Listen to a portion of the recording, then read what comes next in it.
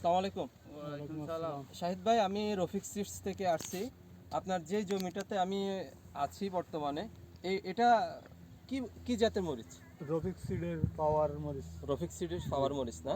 আপনি কোন জায়গা থেকে নিয়ে আসছিলেন? এই চকরিয়া বাস টার্মিনাল শোরুম থেকে নিয়ে আসছিলেন না? আচ্ছা, যাই হোক, আপনি ফলন কেমন পাচ্ছেন? ফলন এখন তো মরিচ ছিঁড়ে ফেলছি, দেখা যাচ্ছে না।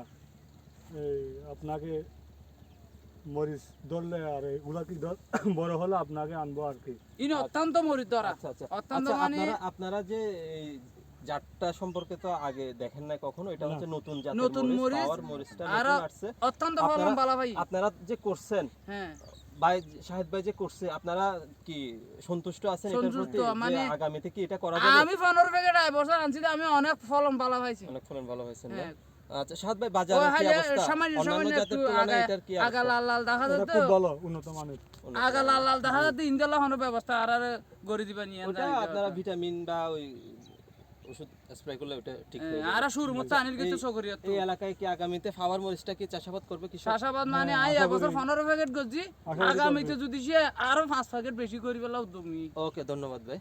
আসসালামু আলাইকুম। বাবাই আর ইয়ার আগে 1700 করতাম, এখনই বাদ দিয়ে ইবেরে আর বেশি ফলন ভাই, ইবেরে শ্বাস করছুম। ওকে ওকে, আসসালামু আলাইকুম। হ্যালো ওয়ালাইকুম সালাম।